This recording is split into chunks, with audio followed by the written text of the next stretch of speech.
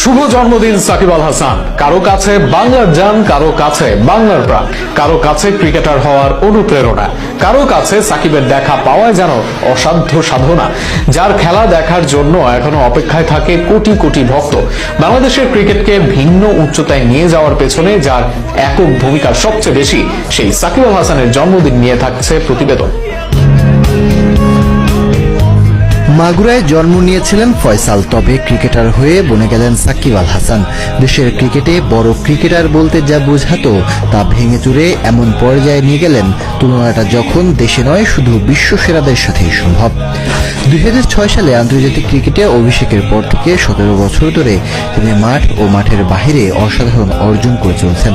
সাকিব এমন একজন খেলোয়াড় যিনি বিশ্বের প্রায় 20টি ফ্র্যাঞ্চাইজি লিগে খেলার সুযোগ পেয়েছেন।